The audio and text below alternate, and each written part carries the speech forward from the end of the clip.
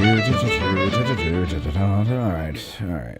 stop that there. Hello, everybody. If you're watching, if you're not watching, I did that this morning. We don't need to do that again.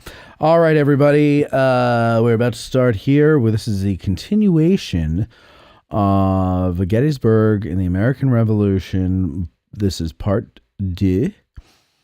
And Gavin is our guest. So yeah, it's good to be back, man. It's good to be back with you. Oh, thank you. I haven't started yet. Okay. Just letting the eavesdropping audience know. Yeah, there you go. Yep. Just ready. You got a chance to do it in 3 seconds. Here we go. From the Gettysburg Museum of History Studios, you're listening to Addressing Gettysburg. Hello, everybody. Welcome to this Patreon episode of Addressing Gettysburg. And today we have our friend Gavin back on the show to continue Gettysburg in the American Revolution. This is part 2. Ken, welcome back. Matt, thanks for having me. It's really good to be here. I've had several steaming cups of Little Ground Top this morning. Trademark. What a wise man. Trademark. I do pick up those hints of black pepper in mine. Do you? Well, you have the sophisticated palate like I do. Yeah, well, that's why we're friends. Exactly. Yeah, so. Two sophisticated palated men have to hang together because we are so rare in this world. Indeed. All right, so let's see. Where did we leave off with Gettysburg and the American Revolution? There's let's start with this one first here. There was a fellow that you had brought up named Batwell, right? Yeah. And I said, can you find out what happened? Hey, what happened? And so what happened? So Daniel Batwell, just as a quick refresher for the listeners out there, was actually an Episcopalian priest. He was a missionary who had been assigned by the Crown to come to Western Pennsylvania and evangelize to everybody basically west of the Susquehanna River. And early in the American Revolution, he is a patriot supporter. He is providing comfort to men who were recruited in the area of Gettysburg before they marched to join the army in Boston. But then in 1776, Pennsylvania's state government becomes very radical and is demanding that everybody sign a loyalty oath. And the old loyalty oath. Batwell's got a problem with that. He's got a conflict of conscience, and he basically says, well, look, I've given an oath. I've given an oath to God to support my king, and I'll minister to these people here, but, I'm not going to violate an oath that I took in the presence of God. So Batwell becomes accused of being an insurrectionist, as somebody who's conspiring against the patriot cause, and is dunked in the Codorus Creek and eventually jailed because he refuses to sign this. When you say dunked, do you mean like as if you were a witch? Like I think the indications from what I've seen are he was probably picked up by a couple of burly guys and thrown in. Oh, just thrown in. Okay. Thrown in it. Yeah. And then jailed after that. But, he becomes a pariah socially. And he's imprisoned. And he's losing money. He can't support his family. He's got his mother-in-law, his wife, and 3 kids with him here. Congress eventually allows him to go into Philadelphia in 1778, which is occupied by the British at that point, and they're going to try to appoint him to serve a couple of loyalist regiments as a chaplain. He never really does that. He goes back to England and writes what he calls a memorial to Parliament, and basically cites that you've asked me to go to this new world, you've asked me to go to the frontier, you've asked me to evangelize these people. I've done that, and as a result of what you've asked me to do, I'm now impoverished and I can't support my family. So he asked Parliament for financial support as somebody who remained loyal to the Crown. So thanks to a good friend of mine, Todd Brasted, who is the authority on loyalist studies in the country, I was able to find out that Batwell's memorial, his petition to Parliament, was answered, and that he was allowed support in the amount of £100 a year for the remainder of his life. Now, what would that be equivalent to? Do we know? Yeah, today? It's not a terribly large sum, but it was enough for him to provide support for his family. You think, just foodstuffs, basic common comforts. It certainly was a lot more than what the common British enlisted man was making at the period, about 8 times as much as what a British soldier would earn. So £100 would do well for him, side hustle kind of money, but enough to keep him out of debtor's prison, that kind of thing. Okay. So that's how Daniel Batwell, that's how his story ends. He goes back to England, he gets paid. You mentioned that your friend studies loyalists, and I always wondered the loyalists that couldn't go back, that couldn't go to England after the war, when they're stuck here. Who would they be today? Like, who are there in the political, like, they didn't want to be the United States of America. They wanted to remain loyal, obviously, to the crown. But we became the United States of America, and the crown was no longer relevant here. They had to participate in the system somehow.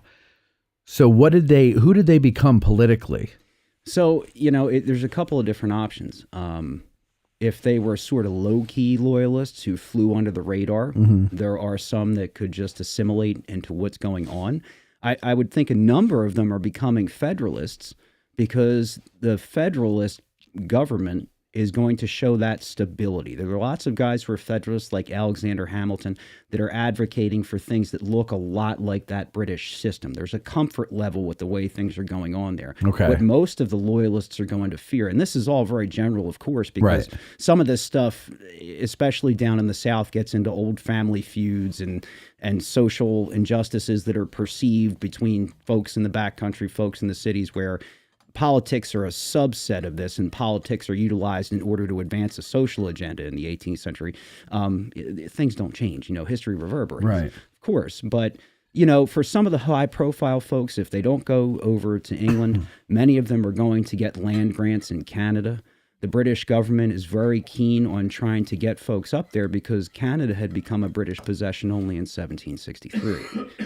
So for those low-key folks, though, they're going to hang, and I would say, generally speaking, many of them will begin to identify with that Federalist Party because they'll see stability there from a political standpoint. They'll see stability from an economic standpoint because Federalists are advocating for things like national banking systems early on, practical ways to reduce debt, to stabilize an economy in the 1780s and 1790s post-war that is very shaky.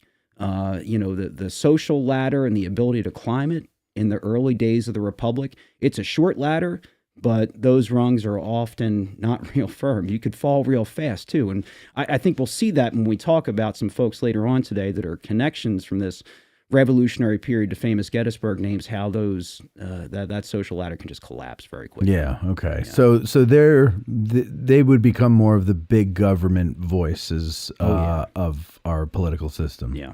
Gotcha. Yep. Makes sense. That's kind of what I thought. Okay. So now let's talk a little bit about you. We mentioned 100 pounds sterling, and I asked, hey, is that a lot, or what is that equivalent to today?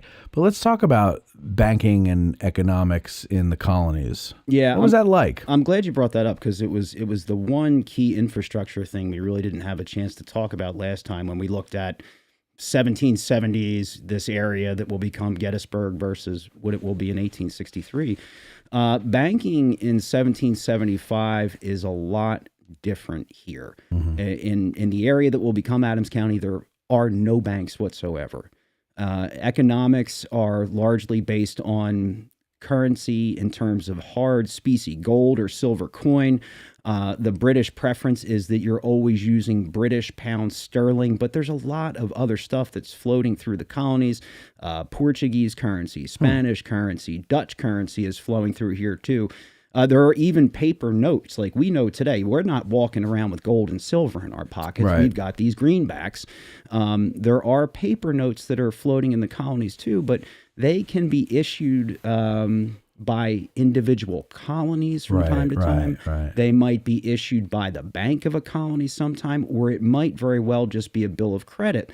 So if you're traveling in any given area, if you're crossing colony lines, if you've got a paper note from Maryland or Virginia, you come into Pennsylvania, you would run into the risk of a tavern where you're trying to stay overnight, not wanting to accept that. Or them on the spot trying to determine an exchange rate. I was going to say, would the exchange rate be different too? Absolutely. I mean, my God. It's like you think about international travel today, your best exchange rates are going to be at a bank here. Right, in the United States before you move over relative to the value of the dollar. But, if you were to go over to England, as opposed to if you were to cross colony lines early on and to give them a piece of gold or silver. Well, they know that value. They may weigh it to make sure you haven't shaved a little bit off of there, that sort of thing, but that's going to have real value. Paper currency is dangerous during this time period. The lending process, you're usually going to wealthy folks within your community if you need to loan. Sometimes you'll be paying back in gold or silver, or sometimes you'll be paying back in terms of crops. In Virginia, for example, in the 1770s, there are lots of leases on land that are paid in tobacco. You have to give X thousand pounds of tobacco to keep renting this land every year, leasing this land off. And in the 1760s, the British are looking at the danger of paper currency in the colonies. They have a Currency Act in 1764, and it's got 3 parts to it. And I'm just going to make this real simple. Part 1 says paper currency in the colonies. We know you're doing it, and it's a problem because it's not backed by anything. And if it's not backed by anything, you're going to cause wild inflation or wild deflation, and you're going to destabilize local economies if you keep messing around with these paper bills. Part 2 of that Currency Act says, we know you're doing this. We're going to put a stop to it. We're going to set a time frame, some dates where whatever's out there, exchange them now, do your business, get it done. But then after that, it's highly illegal. And they will ask colonial governors, colonial legislatures to enforce this Currency Act in the mid-1760s. And the penalty for governors or military commanders or people in positions of authority given to them by the crown if they fail to enforce it, or if they participate in speculation on paper money. Because speculation on bills of credit runs wild in the 18th century. If they're found to do that, then they're going to be fined 1,000 pounds, and they will never be permitted to hold public office again. Ever. It sounds so complicated, though. Hugely complicated. No wonder people didn't travel more than 30 miles from home. It wasn't because of roads or because we didn't have mass transit or airplanes. It's because exchange rate. You go to another state, you got to worry about currency and everything. I'd be like, please, I'll just stay home. It's a combination of all of it, Matt. It really is. Economics are never, and I'm not an economist. I'll make that clear from the start. I could barely balance a checkbook. But, thank God there's apps now, so it just tells you. Yeah. You just make sure nobody's hacked your account. But, the economics are complicated. The travel, because of the road networks, is complicated. It's expensive to do. It can be dangerous for a variety of reasons. Folks don't have a good reason to stray far from their local communities during this time period. But for those who are traveling, the economics of how you utilize money is so different. Today, we travel an entire width of a continent in the United States, and you never have to worry about that. Yeah. But it's wildly complicated at the time. And it's sort of this Currency Act of the 1760s has a reverberation into the 1860s here. Gettysburg will get its first bank in 1814 under a state charter. At that point in time, the Commonwealth of Pennsylvania divides the state into 27 banking districts. And Adams County is one. Gettysburg is the county seat, is selected as the location for the bank. So a state chartered bank is going to be a little different than a national one. They're going to issue currency, but it's going to be currency that is always backed by gold. Okay. Ideally, right? So it's a demand note. If you hold a share in the bank, that you can go produce your demand note and you'll receive $5 worth of gold, of hard currency, that sort of thing. But these banks invest over time. And it's like any other investment or investing institution, those things can fail. And because it's at a state level, the restrictions or the rules vary by state to state, and it becomes a complicated thing. And it doesn't change much from that 18th century experience when you get into the first half of the 19th century. If I were to go from Adams County, Pennsylvania to Montgomery County, Pennsylvania, and I'm going to present this, here, I've got this note from the Adams County Bank. Folks in Montgomery County, we don't know if we can have credit or faith in that note. Right. So you're still sort of in this whole thing. By the time you get to 1863, it begins to change. Lincoln calls for a National Currency Act, and he calls for nationalization of the banking system. The reason he wants to do that is he wants to standardize practices, he wants to standardize currency, and he wants ability for the federal government to raise money for a war that is now dragging on longer than anybody thought that it would. Right. So he's going to have a Currency Act in 1863 that's going to try to replace the inefficiencies in the state banking systems. It's going to get those folks all into this national system with federal charters, stricter guidelines, and he's got this Office of the Controller of the Currency. And they will start to issue notes. And it's sort of the predecessor of our modern greenback. That term is a Civil War term. Okay. The first 2 years of the war, they are demand notes backed by gold. From 1863 on, they aren't backed by anything. No, wait a second. Because I always thought that up until the 70s, our dollars were backed by gold. Right. So there are silver. There are periods where it's not always on the standard.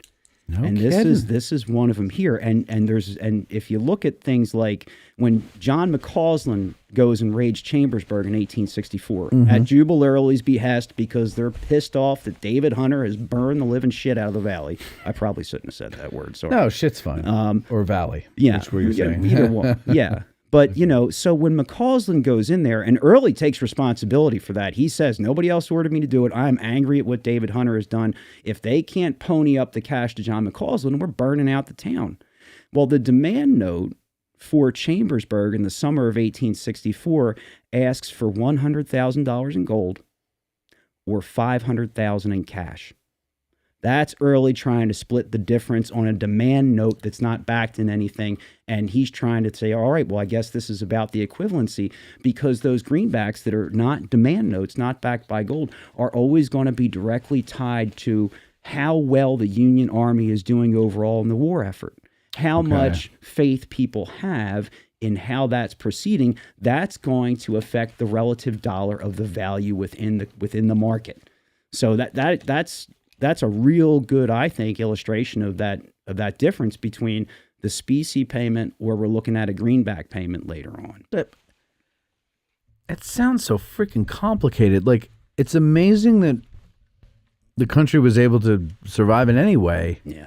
With the currency being like that all over the place. Yeah. And and we experience it in a different way today with that fluctuating value of the dollar, or what a dollar will get you. What is its real value? It shifts over time. Be kind of like, not apples to apples, but now with Bitcoin, right? And people have Bitcoin, and one Bitcoin is worth $61,000 or whatever the hell it is now, right? Mm-hmm.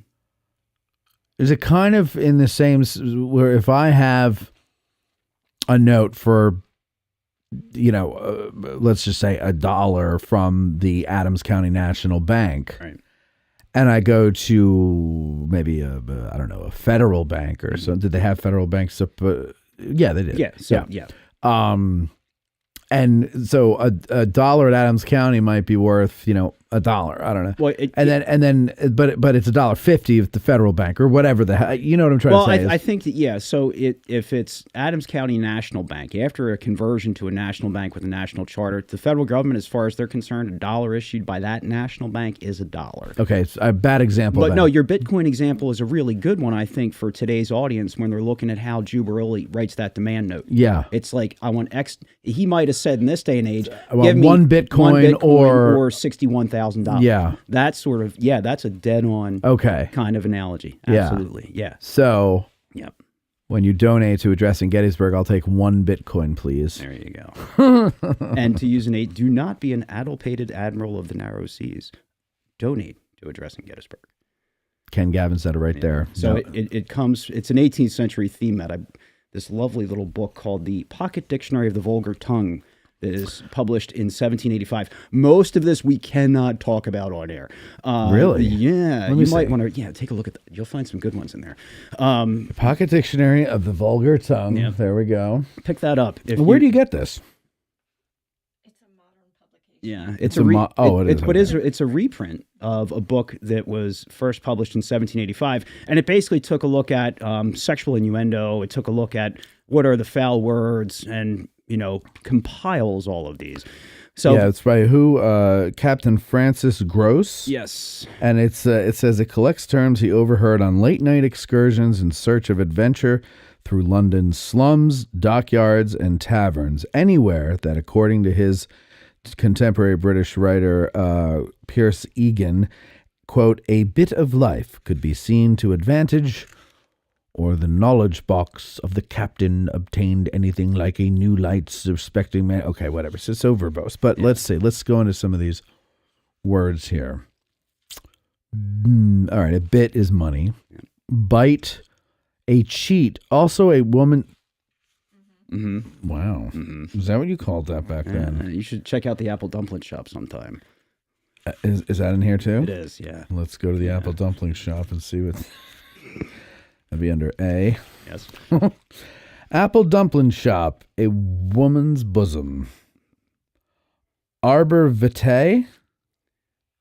What is that where it's the A and the E? How do you pronounce that? It depends on whether it's arbor vitae. Vitae. Yes.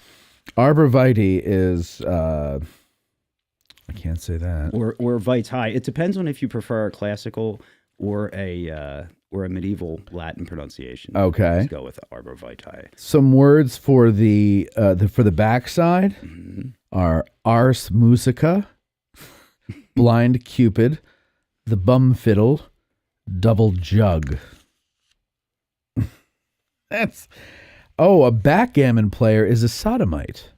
This is fascinating stuff. Where do you get this again? Can I get this on Amazon? I believe so. Oh, I got to learn some of these. There are some really good ones in there because you'll just insult your friends and they'll say, "What did Matt just say? Yeah. What did you just? Wait, he called me a barnacle." Right. But that's actually a good job or a snack easily got. So, an addlepated admiral of the narrow seas. Addlepated would be somebody who's sort of confused of mind. Mm-hmm. Adult. An admiral of the narrow seas is someone who becomes so inebriated that they vomit into the lap of the person sitting directly across from them. That's so specific. Why did they make it so specific? Oh, that's funny. So it's a fun little book. There's lots in there, but it becomes a helpful reference sometimes with 18th century documents when you're like, man, what are they talking about? Why are they saying this? Yeah, and you see this sort of humorous slang, and there's some stuff that's still with us today too that they would have used. I think they have a few pages dedicated to that in the beginning. Well, actually, here's something. Sorry to interrupt you, but hubble bubble.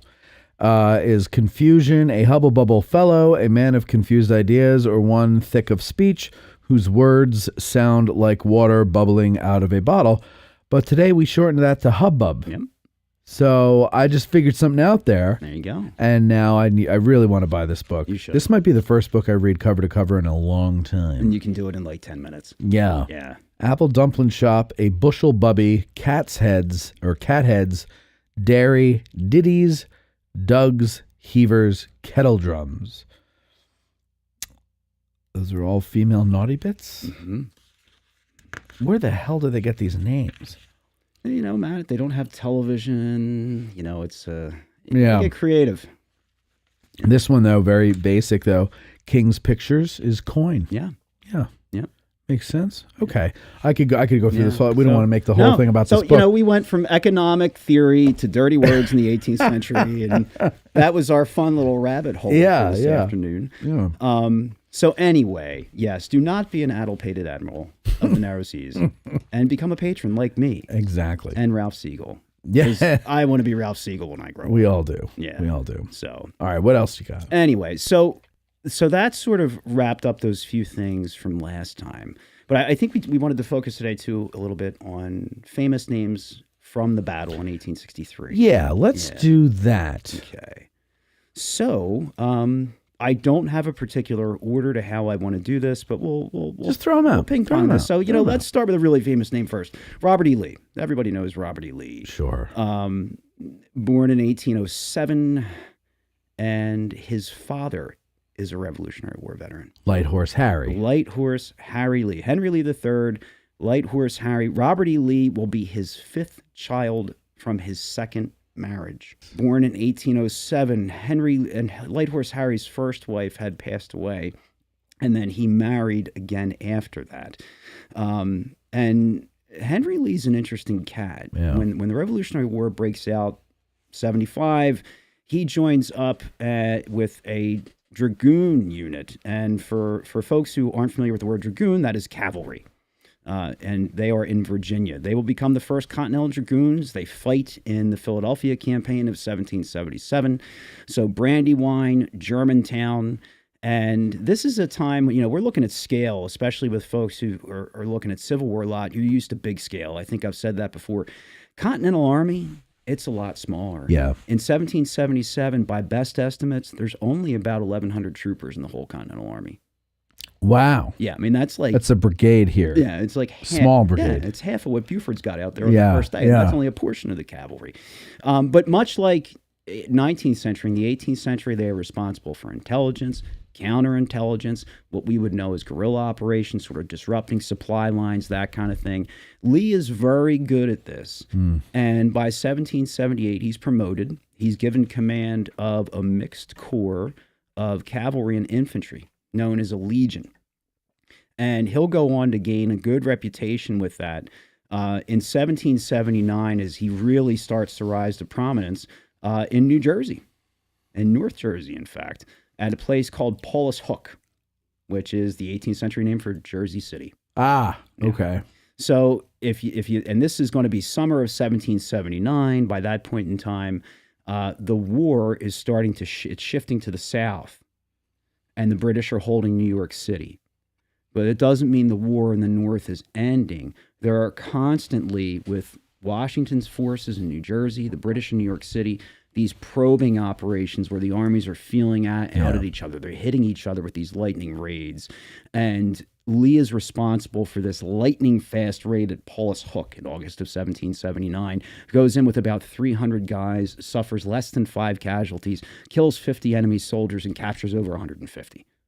And it's a big morale boost for the war in the North. And Congress is very impressed with what he does. He follows it up the next month at a place called the Battle of Edgar's Lane in New Jersey. And he soundly defeats a force of Hessians that are there. And Edgar's Lane is considered payback for something called Baylor's Massacre. Lieutenant Colonel Baylor had commanded a detachment of Continental Dragoons, and in New Jersey was surprised by a British force in the middle of the night, was overrun. A number of his troopers were bayoneted when they were attempting to surrender. And it was a horrifying kind of thing. And it's this phase of the war where it feels almost like eye for eye. It's like, all right, you're going to bang us over there. You're going to do that to Baylor's guys. I'm coming for you next. Okay. And Edgar's Lane is a payback mission for Baylor's massacre. So Congress grants Lee this gold medal with his picture on it, with nice little inscription on the back of it, noting his services, and they're thrilled with this guy. After that, he'll go on to fight in the Southern campaigns in the war. He's pretty instrumental, working with Nathaniel Greene in the race towards the Dan River, spring of 1781. And he's going to be present at Yorktown. He's going to fight there as well. So he's got a really storied military career. And after the war, he'll be instrumental in politics within the early republic. He's in the Virginia Convention that ratifies the Constitution. He serves in Virginia's assembly for a couple of years. He's governor of Virginia from 1791 to 1794. 1794, George Washington asks him to come north to Pennsylvania and command troops to suppress the Whiskey Rebellion that's going on the frontier at that point, which ends rather peacefully. So there's thankfully not a major civil military conflict. But, this is the reputation this guy's got. Washington's going to call him up. The famous eulogy, which I think a lot of people have heard, Washington was referred to at his death as first in war, first in peace, first in the hearts of his countrymen. Mm-hmm. That's Light Horse Harry. That's his words. So he's a great patriot during the Revolution. Great patriot during the Revolution. Not so much a great father. Well, yes and no. And I look at this a little bit, and I think if we look at cursory level stuff. You hear that the guy's a gambler, that he squandered family fortunes. He's, I think in the Ken Burns series, as much as I respect that series and it's excellent work, they refer to him as having squandered 2 wives' fortunes before fleeing his family for the West Indies. Right. Right. So here's what happens with him. And when I talked earlier about, weird economics is going to come into play with some of our people later on, Lee, post-war, Light Horse Harry Lee, like a lot of people, is going to invest in land out west. And he's going to speculate on land. A lot of that's coming through paper bills of credit, speculating on the future value of land. Well, that money is being borrowed through banks locally, but it's also being borrowed through British banks in the 1790s. Okay. When the Napoleonic conflicts break out. And in 1796, 1797, the British population is petrified that they will be invaded by the French. You have investors who live in England. If you were a Londoner and you had invested in the Bank of London, because of this scare, you might go in there and say, I'm taking out my deposits and I want them in gold and silver. I don't want the notes. I want the specie. So many people do that in 1797, Parliament restricts the banks. And they prevent people from doing that. And what it does is it causes a global credit crunch. Okay. British banks get nervous and stop. American banks get nervous and stop. Now you've got these speculations on land purchases. The value is going way down. Roost has come to crow, and, creditors want money.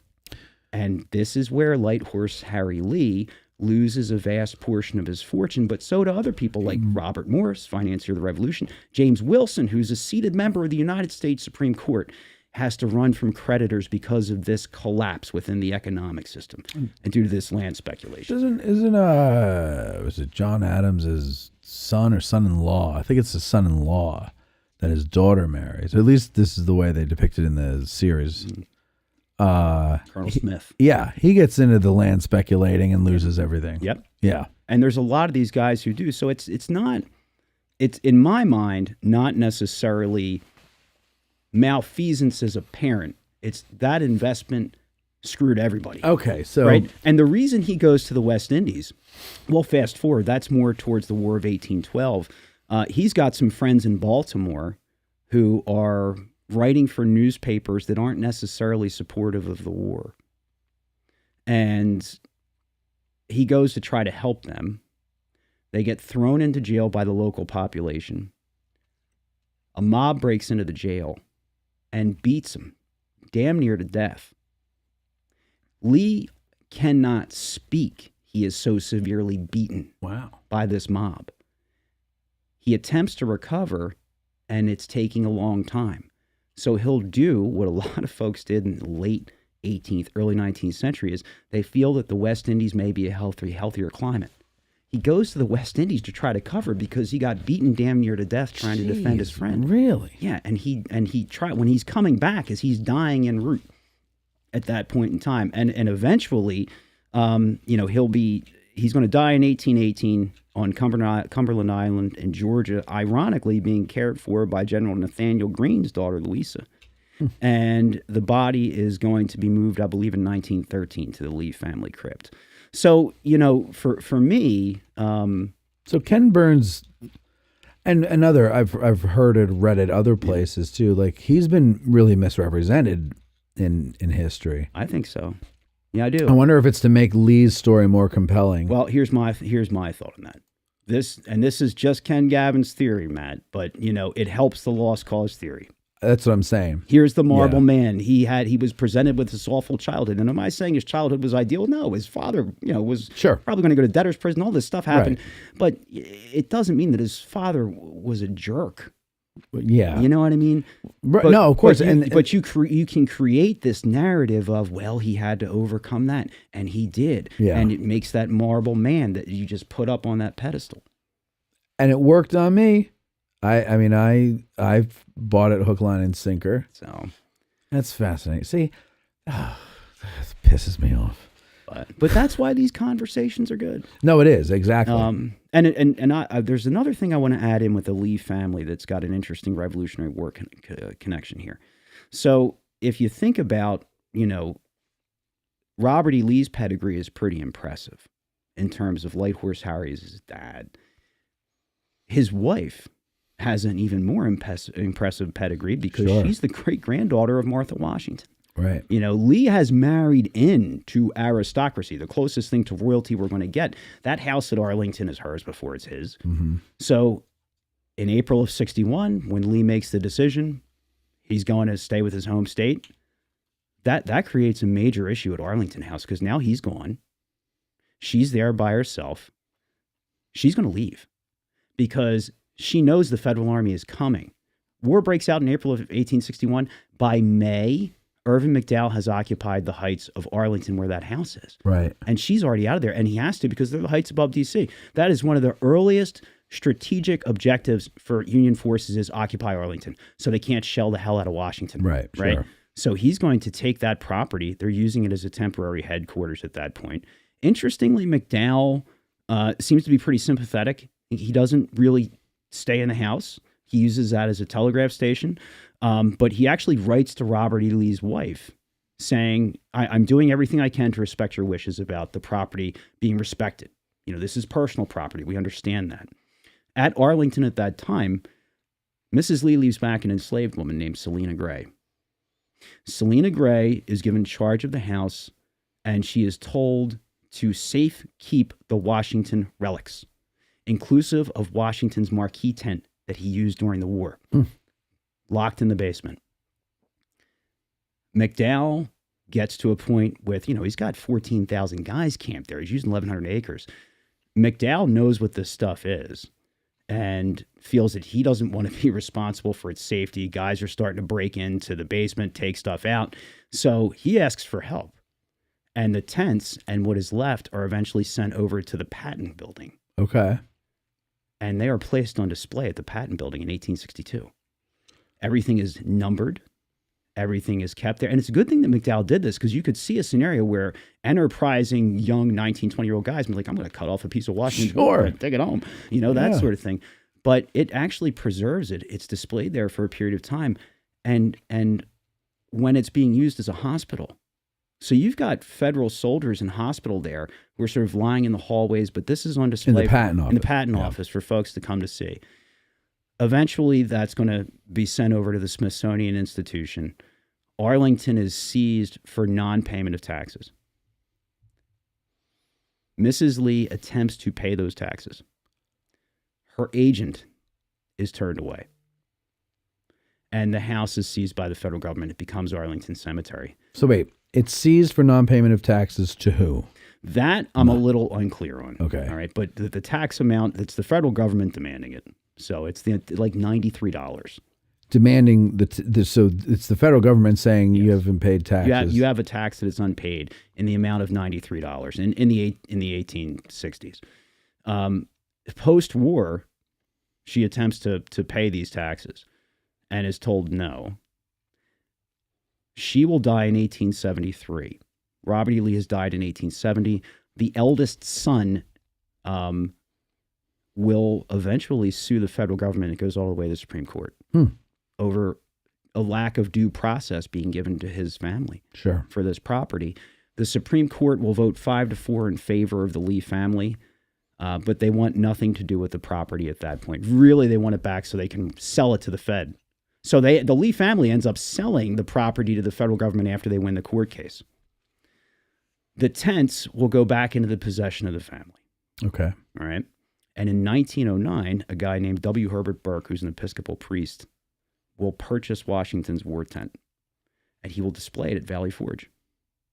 And you could pay a dime or a nickel to stick your head inside that tent and to go look at it in the early 20th century. That tent today is the one that is on display at the Museum of the American Revolution in Philadelphia. No shit. So when you go to that wonderful institution and you see the program, Washington's War Tent, this is the one that made it from the war, Washington using it, to being at Arlington House as a treasured possession, to the Patent Office, to the Smithsonian, wrangled through all this stuff over time. And one of the reasons that they were able to document with such precision that, yes, this is the tent, is because of those Patent Office markings from the 1860s, when they took and inventoried this thing properly. And it's part of the reason they could figure out how to put it back together correctly, too. That's amazing. So it was a cool journey. And it's a lot on the lees, but... When just out of curiosity, when did the Smithsonian start? Was that already in existence during the Civil War? Well, it's transferred by the 1880s to the Smithsonian Institution. And I'm just going to use our good friend Google because I'm not going to spout bad information. Good. But because Google never has bad information. Yeah, we're just going to make sure we do something that is correct. Now, according to the Smithsonian's website, the legislation to create it starts on August 10th of 1846. So okay. That doesn't mean it starts right away, Right. but at least the legislation is in place for that. But it is transferred from the Patent Office over there into the 1880s. And it's unclear if the Smithsonian displayed it or if it was always in storage. Like there is some murkiness to that period, but the trail is clear as to where it goes over time. Okay. Yeah. No, that's fascinating. Mm-hmm. Yeah. All right. Well, who else we got a connection to? Might as well go next to George Gordon Meade. Might as well. Our very own general of our very own. So George Gordon Meade, his grandfather is also named George. Not an illustrious military career like Richard Henry Lee, but he does volunteer to serve within a group called the Philadelphia Associators in 1775 during the Revolution. The Associators are a militia group that has roots going back to the French and Indian War. Even though Pennsylvania is a Quaker colony, Benjamin Franklin says, colony defense is important. We're going to form these associators. So Meade is part of that. There's no evidence I've seen that he sees military conflict in terms of combat or anything of that nature. But this George Meade is going to be running with a financier set. They are well-to-do merchants. And he's running with guys like Robert Morris or Thomas Fitzsimmons, and they are going to try to help finance the American Revolution during the course of the war itself. But, he's another guy who post-war is going to be slammed very hard by those land speculations, by the bank restrictions in the late 1790s, and it's going to impact his fortune quite a bit. His papers, unfortunately, if he had papers, they don't seem to exist. Nobody knows exactly what would have happened to them. He will die in 1808.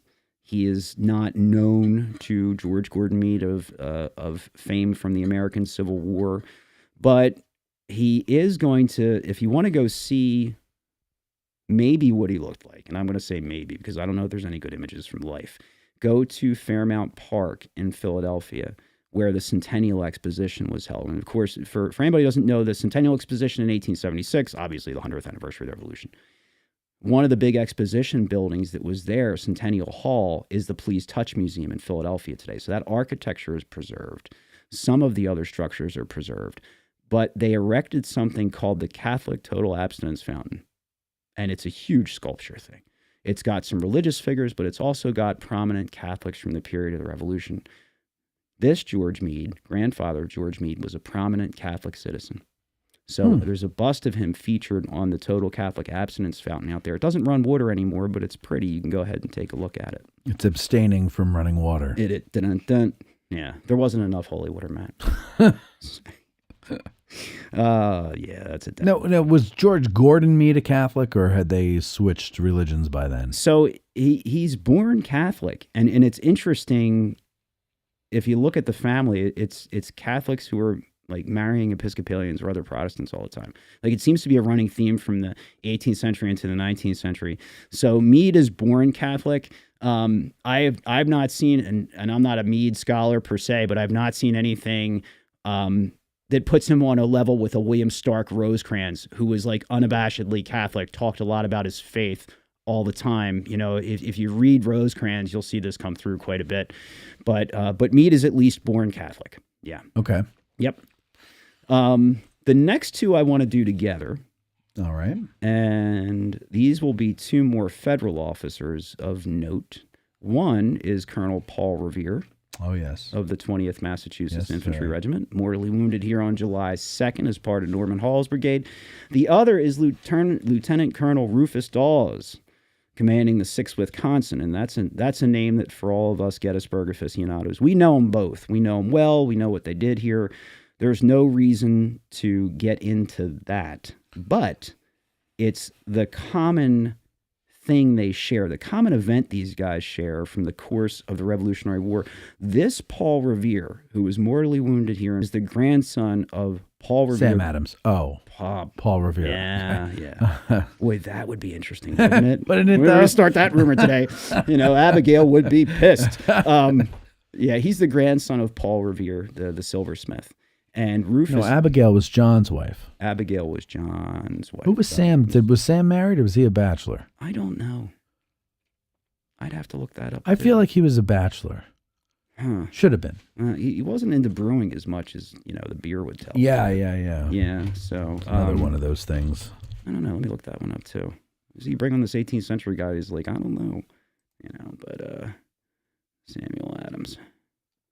So anyway, but Dawes, our Rufus Dawes that we know here, he is the great-grandson of a guy named William Dawes. And actually, yes, Sam Adams was married twice. Oh, all right. First wife died. Second wife, so Elizabeth Checkley, married in 1749, and then she passed in 1757. He marries Elizabeth Wells in 1764.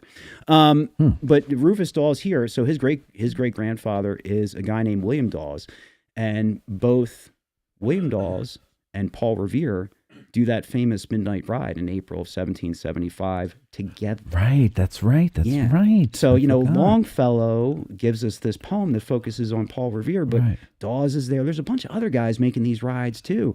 So, it's this weird twist of ironic history fate where, clearly Colonel Revere and Lieutenant Colonel Dawes here are in separate parts of the field, separate corps altogether, but that they share this common moment in time. And that's why I labeled this thing sort of a convergence of revolutionary heritage when all these people are getting here. And that ride on that April night in 1775, that was a heart-pounding kind of thing. Yeah. They're moving out there through the Massachusetts hinterland, warning people the regulars are coming. The regulars are coming. And what they're trying to do is get from Boston to Lexington to warn Patriot leaders like John Hancock and Sam Adams that they're in danger. You may be arrested. We don't know what's going to happen to you. You need to move on. They're warning people as they go along the way. And Dawes and Revere actually meet up during the course of this ride, at having done what they're supposed to do. They arrive at the Hancock Clark House on Lexington Green at right about the same time, shortly after midnight. And they're there to issue that warning together. Along the way, they had picked up a young local physician named Dr. Samuel Prescott, who's joining them and helping them out. And on the road between Lexington and Concord, those names that are so enshrined in American memory, because after the Lexington warning is gone, we're moving on to Concord. We got to warn these guys, too, about stores that are there. They get caught up by a group of British officers and decide that they're going to go three separate ways. Maybe if we split the difference, one of these guys can get up. But if you think about that moment in time, how that heart must have been pounding. You've made it this far, and oh man, all of a sudden there's these guys with pistols. What are we going to do? It split second thought is take off in three separate directions. Dawes starts to yell during the course of this that I have cornered two British officers. Like, he's yelling stuff as he goes along to try to dissuade them from following him, and gets bucked from his horse and loses a watch that he goes back to find the next day. Revere is actually temporarily arrested and then released. Mm-hmm. But, you think about that, had to be what a moment of unknown, especially for Revere. Did you say he was temporarily arrested and released? How long was he arrested for? Not long. Maybe a couple hours that he's going to be detained. And why did they release him? Because bigger stuff is coming, and they know it. They don't have time to monkey around with him. So he's not the problem. They're not getting good intelligence out of him. There's other things that are going to be happening the next day. British columns are moving through here, so they're not going to keep him for very long. Interestingly, the balls it took, though. Oh my God! brass, huge Right. brass ones. But all three of those guys. Yeah. Like, I mean, because you could. I mean, you don't know. You could have been hanged. Right. You could have summarily executed. right there to the head. Yeah. That night. And what was to stop some hot-blooded guy from doing that? Yeah. Right. Exactly. The wrong guy on the wrong day at the wrong time who is pissed off at what's going on, and you never know. That it does take brass. You're a scholar of the Revolution. Were the British officers at this stage, at the Lexington and Concord stage of everything, a little more cautious and honest with the rebels because the idea was to try to bring them back into the fold, or was that even the idea? I think at that point in time, the command structure and the senior leadership, they're not looking for a war. Right. They're not looking for a reason they're not looking for a reason to anybody to point at a British soldier and say that guy is the cause of bloodshed here. Right. Think about Lincoln. Yeah. In 1861, and I think we might have discussed that a little bit before, but it's like this comes into play. Like we can't be the ones to pull the trigger. We can't do that. But, there's also, I think for a lot of British officers, a very conflicted national consciousness about how things are being handled politically in North America at that point on the outbreak of rebellion, and even during the first half of the war, because just as we have Republicans and Democrats, they've got Whigs and Tories even back then. And Whigs are sympathetic to colonists to an extent. Whig philosophy at that point in time looks at American colonists and says, let's not forget that in 1763, we concluded a successful war against France and our allies. Mm. That war was fought to make North America the keystone of empirical economic success for Great Britain. Just like we want India to be that keystone over in the Eastern Hemisphere. This is what we've got in the West. And unlike India, hey, these people, for the most part, they look like us, they sound like us, culture, belief, traditions, all very British, and that's a broad stroke, but it's the most part. And they don't want to suppress or fight a war against their own countrymen. Right. It's a complicated thing. It's a conflicted conscience thing. And it really, I think, stays that way until France gets involved in 78. Because when France gets involved, there's a traditional enemy who has all the power the Americans don't have. Right. America was never going to, successfully take over British possessions in the West Indies or threaten the slave trade off the coast of Africa. France can do all that stuff, and they do. So, there's that. But yeah, that's a good question.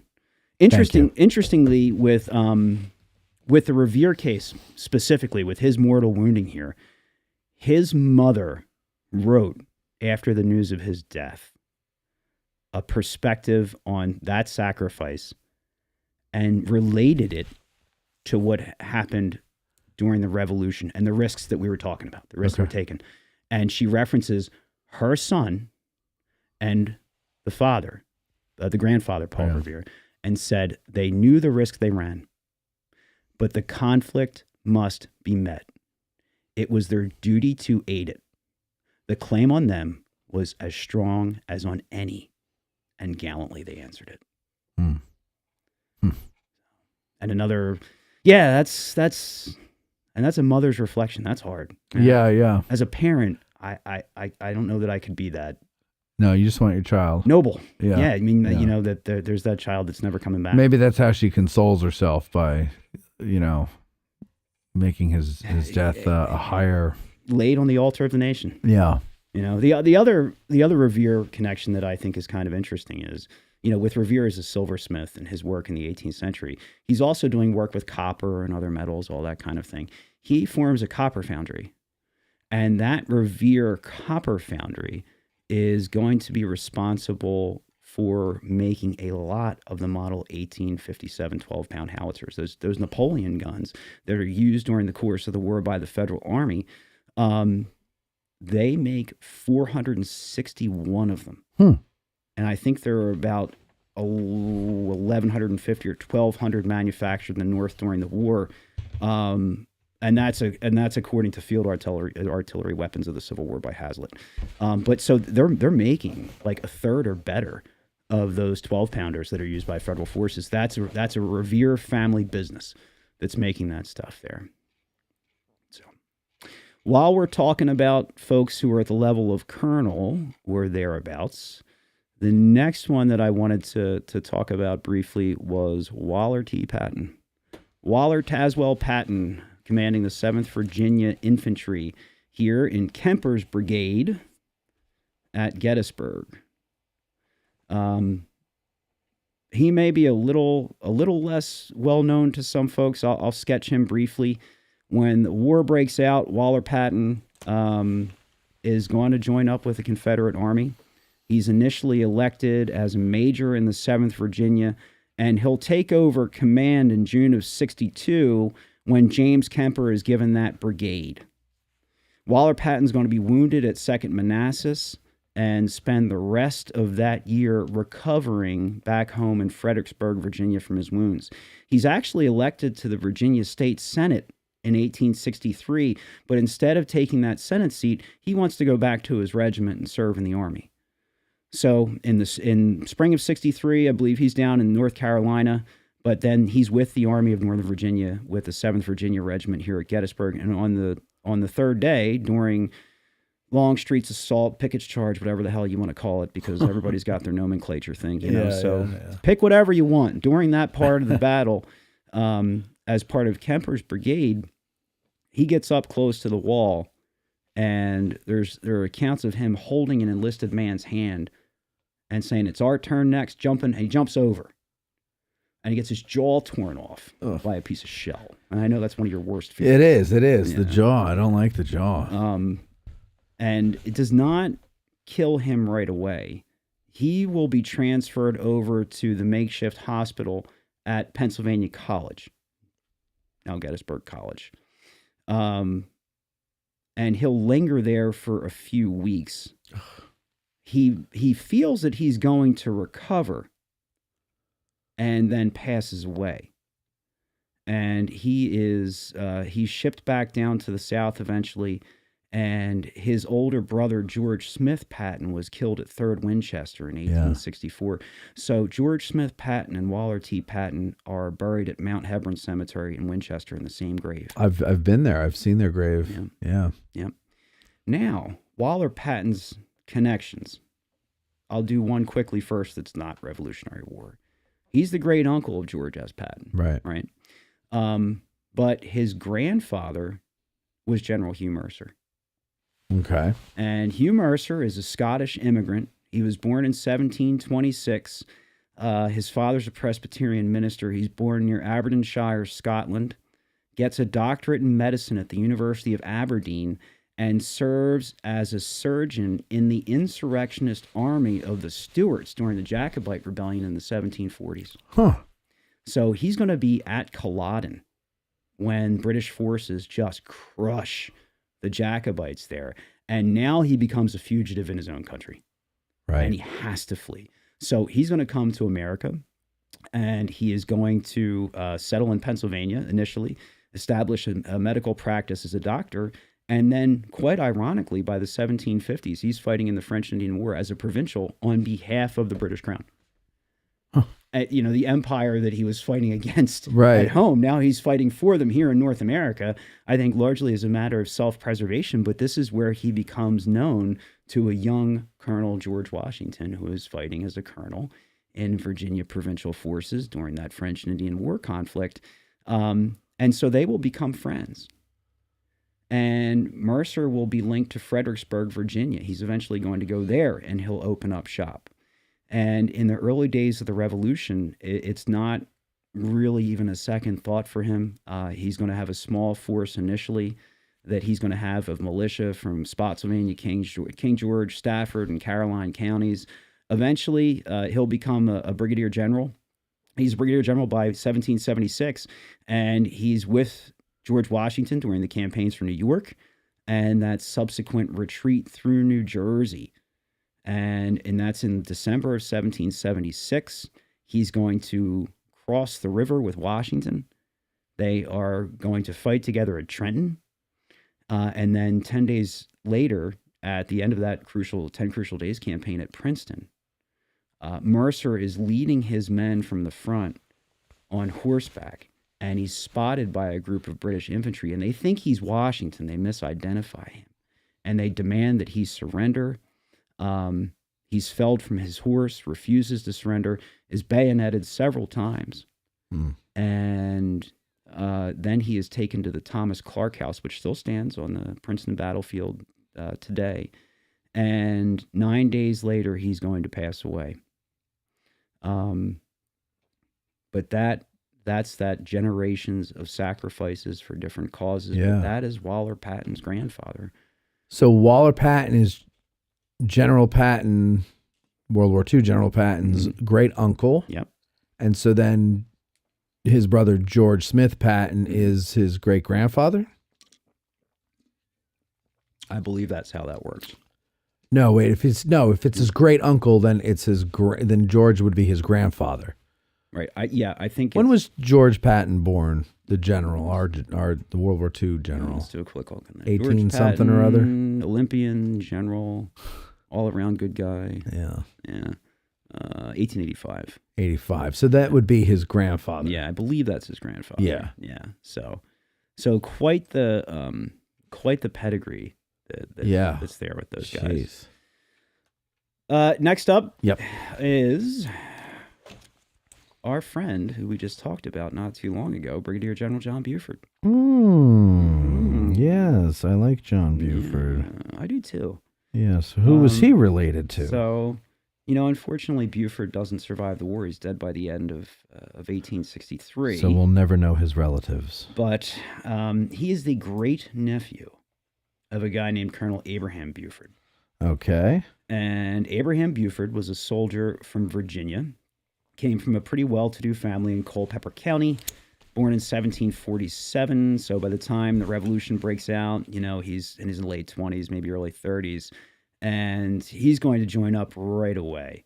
He will fight with some distinction with Washington's army, serving in various Virginia regiments, Philadelphia campaign, fights in New Jersey.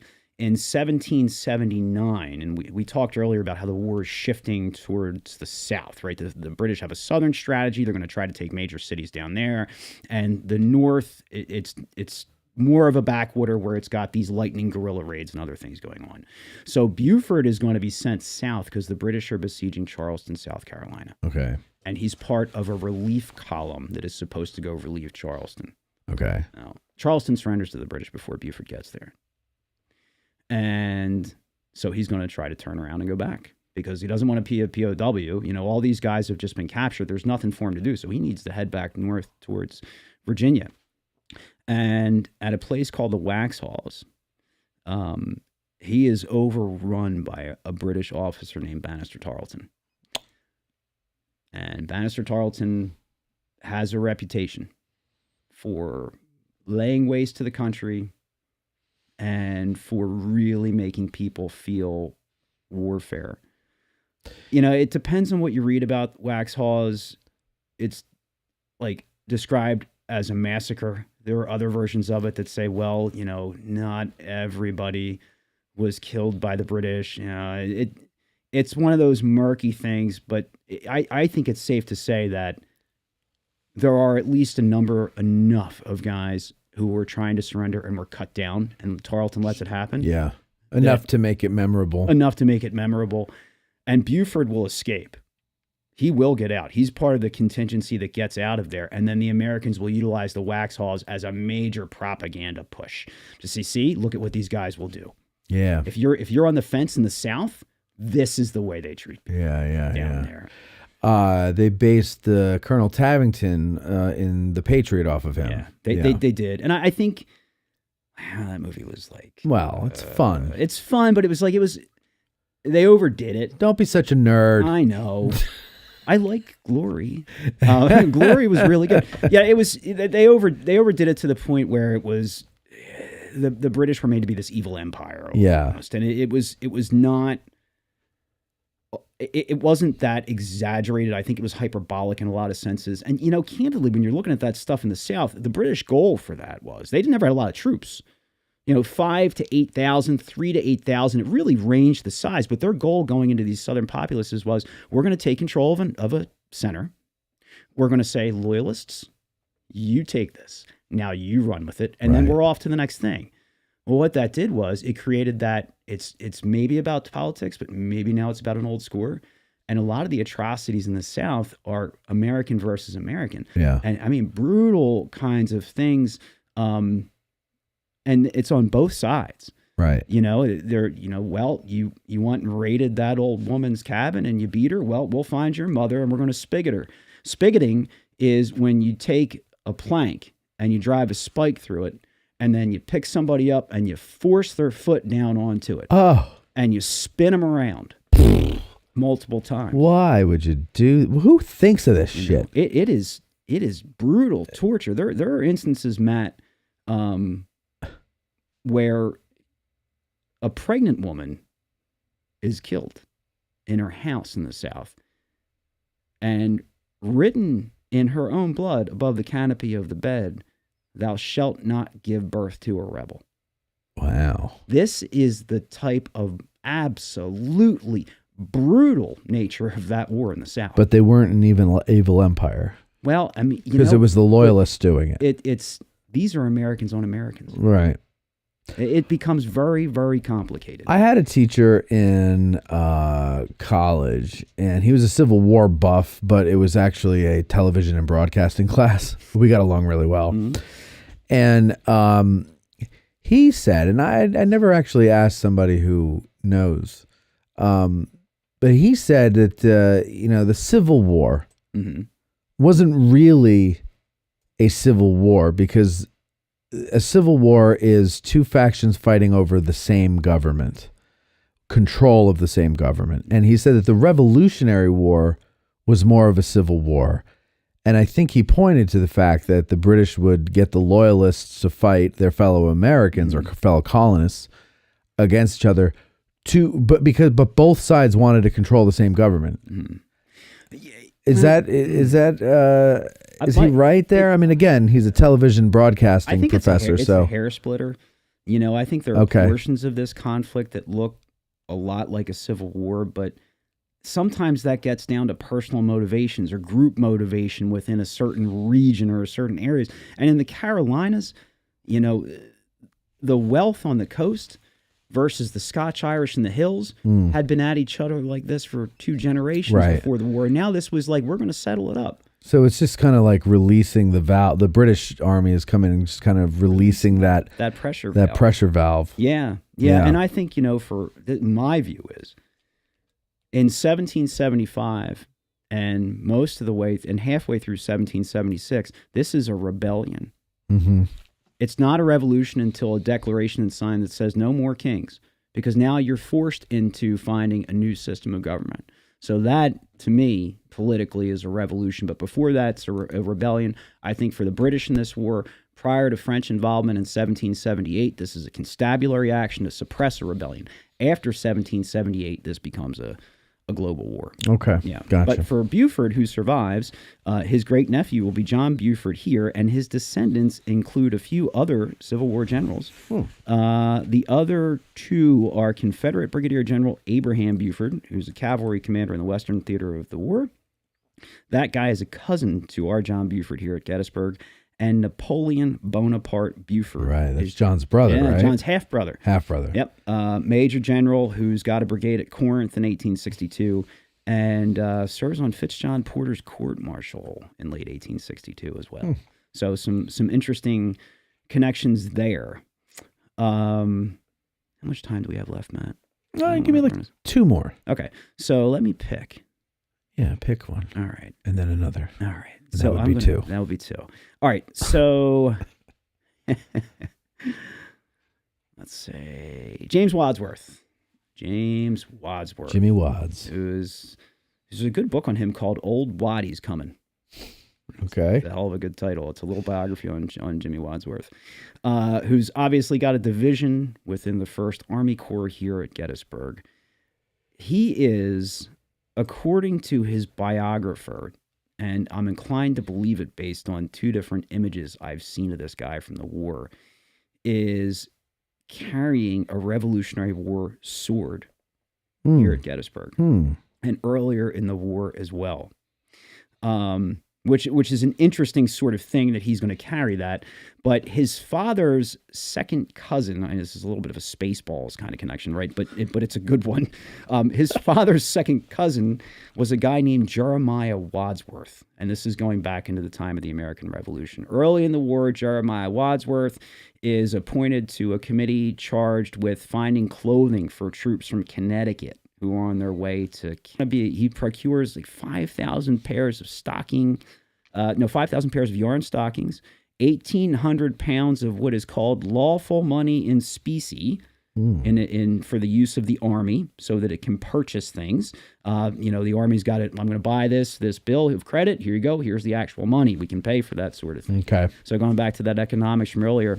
And then he's getting a lot of salted pork and things like that for the Army as well. So, foodstuffs.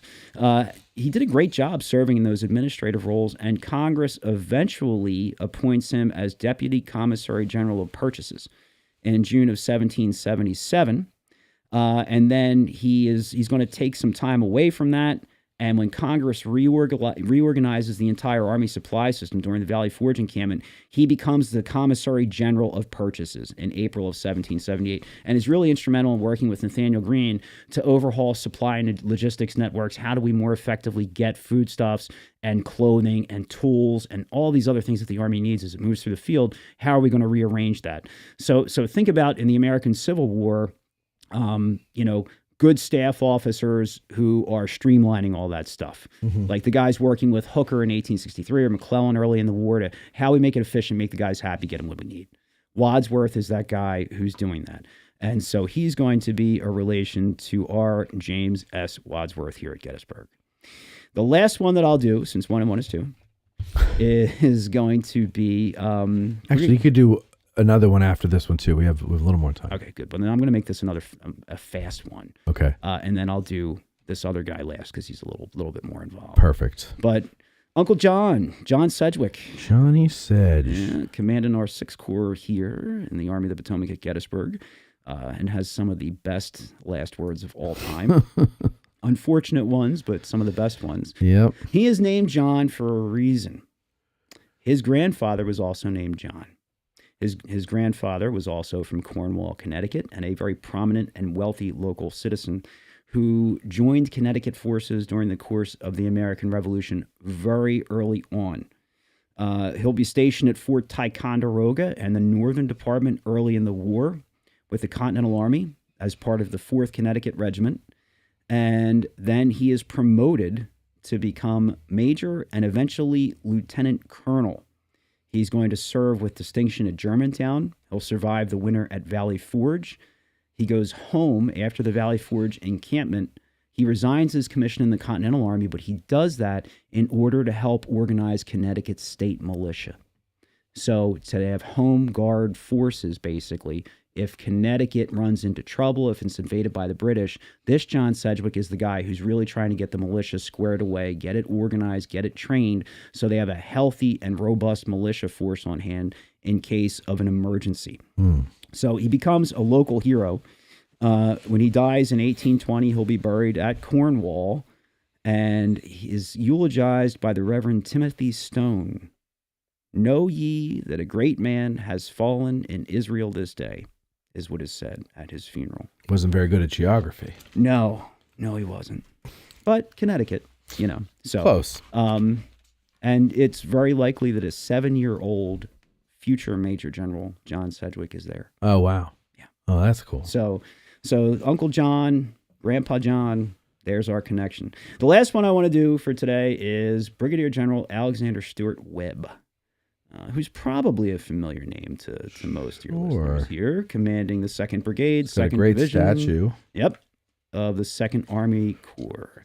28 here at Gettysburg. And a smart guy, 13th out of 34 in 1855 at West Point, and new to brigade command here. An interesting little side note, because I think sometimes trivia facts are kind of cool. Yeah, I do too. So Webb is new to brigade command. It had been Joshua Owens' brigade before that. He needs shoulder straps. Like, he needs stars. Right. The stars that he's wearing here were taken from the 7th or the 14th Indiana flag. No, they were Meade's. They were. They were Meade's brigadier. Oh, because he went up to major. No, wait. But he was already at major general. But Alexander Stuart Webb is serving with Meade largely as a staff officer before this. And Meade likes him. Okay. And I found this reading Bill Stiple's book, Generals in Bronze. Okay, yeah. Right, where, later in life, Kelly's talking to all these guys, records the interviews. Mm-hmm. Well, when he goes to talk to Webb about the statue he wants to make, he says, talk to me about, I want to do this sketch of Gettysburg. Talk to me about what you were wearing. Were you wearing this? Were you wearing that? And he says to Kelly, my shoulder straps, General Meade's, they were his, and he put them on my shoulders himself. And unfortunately, Webb, after the war, sent those to a jeweler to have the bullion cleaned, and they disappeared. Oh. But Webb is wearing an old pair of Meade's epaulets here. That's pretty cool. And I think that's a cool Yeah. I mean, it's just like today. You get promoted, or you've got a guy who's like, he believes in you. Yeah. You know what I mean? And he's like, I give you this as a keepsake. Carry this, move it forward. That was just a cool story to me. Yeah, yeah. Side note. Yeah. But anyway, that's pretty cool. Webb's connections to the Revolution. I've got two. His step-great-grandfather is Silas Deane. And Silas Deane serves on the Connecticut Committee of Correspondence. He's a delegate to the Continental Congress in 1774. And before we actually have official diplomatic relations with France via treaty, or even in a negotiating status before that, in 1776, he's appointed as a secret envoy to France. And he works with Pierre Beaumarchais, same guy who penned the opera The Barber of Seville, to secretly get supplies sent here for the American cause.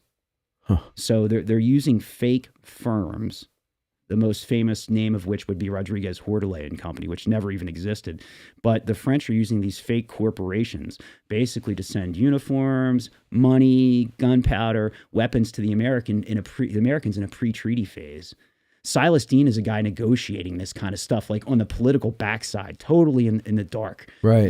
Before it can ever be official, he's there laying that initial groundwork for this. And then when we open talks with France formally to work towards a treaty, Deane's going to be part of those efforts as well. So he's doing that. He's helping to bring French officers over here, and that is Alexander Stuart Webb's great-grandfather. That's pretty cool. Yep.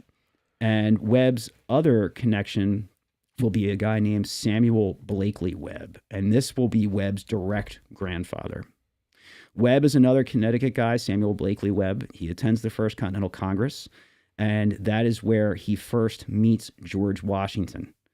He'll join the Connecticut militia in 1775 as an officer after the war starts, and eventually he's going to join a Continental unit and catches Washington's eye enough that Washington will appoint Samuel Blakely Webb to his personal staff. So he's serving as an aide-de-camp, as a courier. He's one of those guys on battlefields running messages back and forth for Washington under fire. Accounts indicate that he was a pretty brave dude. Yeah. He would just go and do it. He's on the boat with Washington across the Delaware. Oh, wow. Okay. So, is wounded in the war pretty severely, recovers from that. And then Washington will release him from staff work at one point in time to go take a new regiment that's going to be called Webb's Additional Regiment, and he's going to finish out the war from there.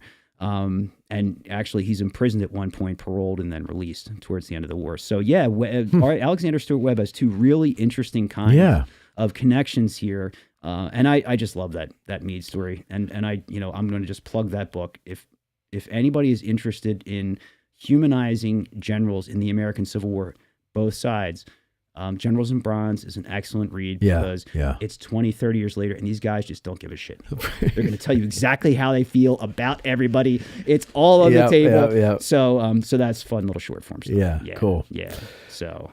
Well, once again, always interesting to have you on. What do you want to come and talk about next? I got to do something first. Okay. Right? Because I love being here, and this was the end of a special weekend. My birthday was last week. Happy birthday. Thank you. Kim's birthday is today. The beautiful Kimberly is with me again. Happy birthday, Kim. Yeah, so very good. Kimberly is a museum professional and historian, and she spent her entire career doing that and is my chief research assistant here. And this program would not be possible for me to do without all of her love and support. So I had to give that birthday shout out. Very nice. I don't know. like there's a whole thing that we could do on, monumentation that I have in mind, but I want to flesh it out. And it kind of links Gettysburg and Valley Forge together with some interesting personalities, one of which is Anna Morris Holstein. Okay. Anna Holstein grew up in the environs of Valley Forge, out in that area, right? During the Civil War, her husband initially, his name is William Hayman Holstein. He serves as a major in a 3-month regiment, the 17th Pennsylvania. And after that, he goes into relief work for the Army. Mm-hmm. And he works with his wife, and specifically in Army hospitals. Anna Holstein is the matron of Camp Letterman. Oh. And after the war is over, she goes home. And I don't want to give too much away. She is instrumental in preserving Washington's headquarters and making that a museum at Valley Forge. Oh, okay. And she does a whole bunch of other cool stuff as well. So that's one connection, but there are a few others. In my brain, this is Gettysburg and Valley Forge, a monumental kinship, because there's a lot going on involving like John Page Nicholson and Samuel Pennypacker, and these names that Gettys nerds know, you know what I mean, that they're, and maybe some that they don't, like Anna Holstein, but they're fun stories to tell, and they sort of link the monumentation, they link the two time periods, and it's also that fun interplay of what does a monument tell us about the historical event? What does it tell us about the people who put it up? Right. What does it tell us about the time period it was erected? And how has the historiography of the view of the monument changed over time? I think it would be pretty good to do just a general Valley Forge episode, because everybody knows Valley Forge. Yeah. And even though this is a Gettysburg show, it's still like the whole hope of doing it was to spark an interest in American history through the Battle of Gettysburg. Right. And so maybe we could have you come and do that, and then maybe we could do it as a 2-parter where the first part is general, because you know what, a lot of people who might be Civil War only nerds don't know a lot about Valley Forge. I've been there once. Okay. I remember very little. Jockey Hollow was where I grew up. North Jersey guy. And from what I understand, that was a worse winter than Valley Forge, but they learned a lot of lessons in Valley Forge, and so it wasn't as catastrophic for the Army. Correct. And so Valley Forge, to me, of course, obviously that's why it gets all the attention because of it. But it's a beautiful place to go, just like Gettysburg is. Sure. And I thought it was pretty neat. So I would like to do one. So we could do that as a 2-parter where we do general overview Valley Forge, and then all the names and connections and other things I would you want to love it. do. I mean, it's been a passion of mine, Matt.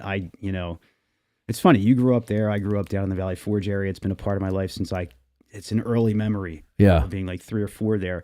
And having spent the past 17 years doing work there part-time, it's an enthusiastic yes. I would love to do that. And let's make it happen. It's always a good day here. We'll do that. Yeah. All right, cool. Okay, cool. In the meantime, thank you all for watching and your continued support over on patreon.com. And I will talk to you guys next time. Have a good one. Okay. All right, we're clear. We're done. Nice. Good time. Good times. Fun. Yes. Yeah. Fun, till her daddy takes the T-bird away. Or the sugar stick. That was in here too. What? The sugar stick. There's a whole section on male genitalia. I'm sure it is. I need to get that. What's the name of that book? What is it? Pocket Dictionary of the Vulgar Tongue. And I got this just at like a local bookstore. Okay. So it's around, and there's probably I've seen a couple different versions. This one, it's small and cute. Yeah, I like that. You carry it in your pocket and then pull it out and yell at somebody in some vulgar, antiquated way. Yeah. The 18th. I'm just gonna look on Amazon and see if it's there. What's the one about shitting through your teeth? Pocket Dictionary. I was looking through this last night. Yeah, I've seen some that are more of like. There was like basically shite through the teeth is a euphemism for vomiting. Oh, here it is. And same exact version too. There you go. I'm ordering it. Actually, no, I'm going to do it through my work account so I can write it off as research. Glad I brought that along. Yeah. Fun little face. as I was taking apart pages of this other book last night. Yeah. It was kind of wild. So what are you going to do for your birthday? We kind of did it. Sort of, yeah. Yeah. Yeah. Yeah. You know, we were back home with my family on Wednesday, and I had my son that night, so it was nice we could have dinner together with my parents and my sister. And on Friday, we had dinner with Kim's parents and her sister's fiance, and it was her parents' wedding anniversary too. So, All right. and then we came out here Saturday, right? Yeah. Yeah, Saturday, and then met up with our friends, and